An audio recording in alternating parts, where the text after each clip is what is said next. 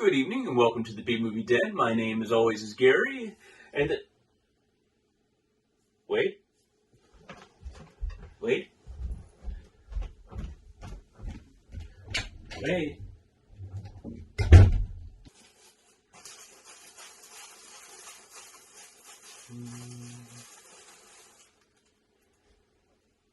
I just don't want the one now.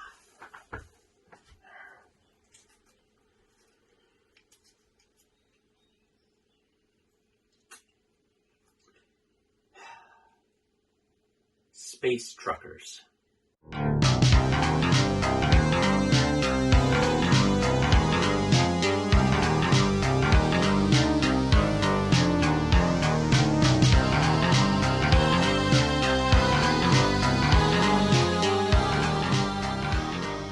Alright, we're back. So, Wade, what do you think? Fucking land shark.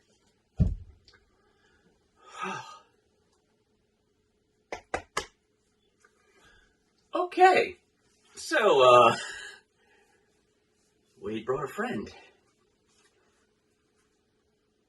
Space Truckers, a 1997 film directed by Stuart Gordon, who also came up with the story, because apparently he always had this vision of truck drivers in space, hauling goods from one planet to another.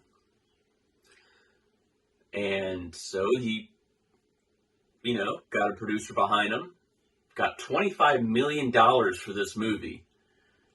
Watching it, you're like, they must have spent most of it on one particular part, and that was it. Space Truckers was released in 1997. It did not get a theatrical release. It was released direct. It premiered on HBO. It stars Dennis Hopper, Stephen Dorff, and Debbie Mazar. Dennis Hopper, if you're watching anything from us, then you probably should have a somewhat decent knowledge of Dennis Hopper's catalog. He's done numerous things since the 60s. I believe that's when he started. It could have been the 50s, but I'm gonna say 60s to be on the safe side. He passed away. I want to say it was the aughts that he passed away. Phenomenal actor. Probably best known for the last 30 years for Speed. Before that, there's people are going to say, it's like, oh, he's best known for this, he's best known for that. For the last 30 years, I would say Speed is probably what he's most known for. There's going to be people that are going to argue in the comments. It doesn't really matter. Supporting cast of this movie, you also had George Wendt in it, who best known for, almost said Friends, Jesus, for Cheers, for Everybody Knows Your Name. You also had Charles Dance, who plays the character of Mukunda, who's probably best known for Last Action Hero, Alien 3, and most recently Godzilla King of the Monsters, and playing the voice of the truck, Bitchin' Betty. You had Sandra Dickinson, who I most knew her from as playing Trillian in Hitchhiker's Guide to the Galaxy, the TV series from the 80s, the BBC series for that, which was it's like, oh yeah, I know her. Watching that. So anyway, Space Truckers follows Dennis Hopper, it starts off him, driving through space, because it's obviously what space truckers do. Dropping off a load of square hogs. Yes, that is correct. These are hogs that are square. Genetically engineered, come in a box, much like the square watermelon. Flat-faced, completely rectangular. Anyways, so he's dropping them off to George Wendt, who's the chairman of Porks A Go Go, or whatever the name of. It's pretty similar to that. I haven't watched this movie in like probably 20 years. It just got released to Amazon Prime, so I threw it in the hat because it's like, oh, I gotta watch this. So of course it's gonna get picked out because it was probably closer to the top. And he was like, oh, you're 2 days late, Dennis Hopper. And he's just like, you knew I had a slow truck. It's a Pachyderm 2000. That truck's older than you are. Fun fact, Pachyderm being like a large land-based mammal such as elephants, rhinoceros, hippopotamuses. So, I digress. So then, like, fighting in zero gravity, which this movie has a bunch of, George Wendt gets sucked through a window ass first, which has, like, really bad special effects. He kind of looks like this. Through really baggy clothing. So then Dennis Hopper and company have to escape. They're like, oh, you gotta get this, load back to Earth. You have 2 days to do it. And the company wants to make sure that you do it. Or else. Done. So they depart. And whilst doing so, they go off the main roads, so to speak. The highway, the space highway. And in doing so, they go through the junkyards of space. They're like, oh, what caused all this? And it's like, oh, asteroid field. What asteroids? Huh? What asteroids? Oh, they're out there somewhere.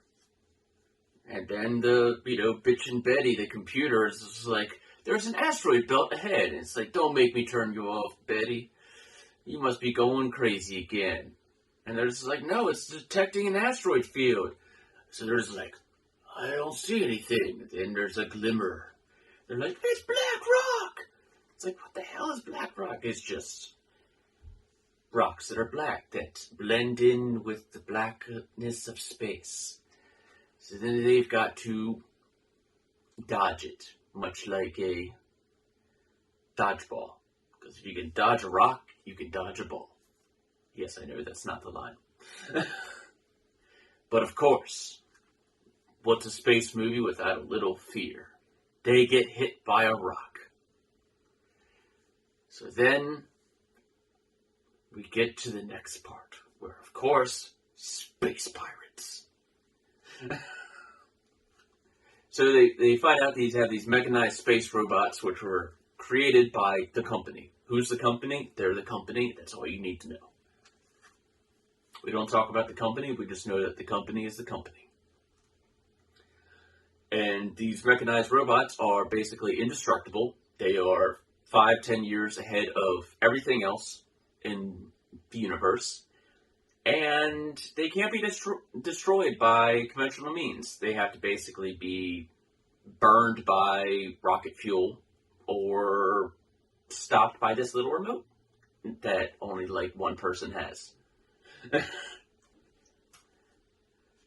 So fighting and melting ensues because these guys have like a particle melter thingy on them. I'm pretty sure that most of the $25 million budget came into designing these robots because they look fantastic, and when people are flying through the air, you can see the wires because they're not hiding them at all. When you see the blackness of space, you can tell that it's just cardboard with like white dots on it. I mean, I don't want to say like it's a low budget film, because if it's got $25 million behind it, it's obviously not a low budget film, especially in like 1997. That's big budget by any standards 30 years ago, 25 years ago. But, and they shot the entire film in Ireland, which means that they got a massive tax cut and they didn't have to worry about hiring, ridiculous amounts of extra I'm trying to think of the word I'm looking for. Extra crew. But it looks like they spent it all on certain parts, like these costumes, which look phenomenal. And then you have things like these certain special effects that just look horrendous. I mean, their seats in the cab of the space truck is literal, like, roller coaster, seats. They just go like, huh. It's like, yes, we're buckled in now. Hold on. That definitely protected me. It's like, oh, I'm bleeding from my mouth, my forehead. My arm's bleeding. Oh, okay. And by the way, even though this is the future, all their weapons are from like 20 years ago today. So this is like 100 years in the future, but all their weapons are like 20 years ago. So on top of like all of this, you find out that like, oh yeah, these things are going to Earth for an invasion. And there's 5,000 of them. They come in waves. And there's like, oh no, we've got to stop them. So they hatch a plan to stop them. But it's just its own thing. Am I going off topic? I don't know. Am I off topic? I might be off topic. The shark is really throwing me off. I don't know why Wade decided to bring his pet shark. I didn't know he had a pet shark. We didn't agree to there being a pet shark today. I don't know what the fuck is going on with that. What else was there on this list? Did I say that it was directed and produced by Stuart Gordon? I'm pretty sure I said it was directed and produced by Stuart Gordon. Oh yes, Barbara Crankton is also in this. She plays the mother of Debbie Mazar's character. So, and they're also both from Brooklyn. They're the only two like Earthlings in this movie. Everyone else was like born in space. So they have very, very strong like Bronx accents. And they're both airheads. Which makes it so annoying. I just keep losing my train of thought because it was just... I mean, I love this movie growing up. I think one of the reasons is because Debbie Mazar spends 3/4 of this movie just in a green bra. Like space-age green shiny bra. And you're just like, It's like boyhood fantasy. You're just like, oh my god, this girl is just in her green. Oh yes, and I cannot forget about Charles Dance and he's half melted and he's got like half machine, and because he's half machine, he's got a mechanical buttocks and mechanical schlong, which he has to start with a lawnmower pull cord, so he goes, and it's just like, yes, did I tell you that it also has a throbbing wang motor? The women tell me it's quite pleasurable. I don't know why I'm making him sound like a really bad Sean Connery, because I can't do Charles Dance's English accent, but it's called like a throbbing wang or something, and it's just like, oh my god, I forgot about the throbbing wang or vibrating wang or something like that. But I just busted out laughing because it's like, oh my god, I know the movie's PG-13, but if this movie was rated R, it just would have been so bad. Oh man, it's like it was yeah, it's a funny movie. It's definitely up there for movies to definitely be in the den. You should definitely check it out, especially since it's on Amazon Prime right now. Really hard to find on DVD. I've actually been trying to track down a copy for about 5 years. But whenever I try to track one down, it's about $60 because it's been out of print. This would have been an interesting movie to catch in theaters back in 97 because it's coming out about a year after Independence Day, about the same time as Starship Troopers and all that, and completely, but definitely about the same time you're like, I wonder what this movie's about. Well, it's about truck drivers in space. Sold. It doesn't lie about what the movie is about. It's about space truckers. In terms of what I would give it of square hogs out of 5, I give it like 3.5 out of 5. It's got some, there are no real slow parts in it other than the try and sexy time between Stephen Dorff and Debbie Mazar. Yes, I've barely talked about Stephen Dorff in this, but in all honesty, this being an earlier role of his in his adult part of his career is not a very memorable part for him. I mean, he's just kind of there and supposed to be sexy, quote unquote. Most of the heavy acting is done by Dennis Hopper and Charles Dance. Everything else is kind of just Debbie Mazar in a bra.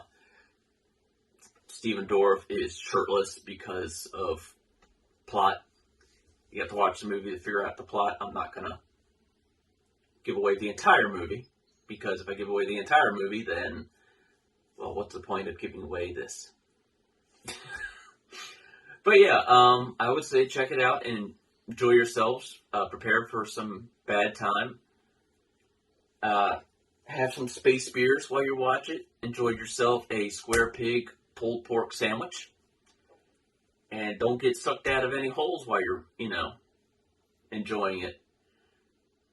Be sure to like and subscribe and follow the B-Movie Den and the rest of the Mint Condish, programs that we have. Ding that bell, and I will catch you next time. As always, I am Gary. This is Wade, and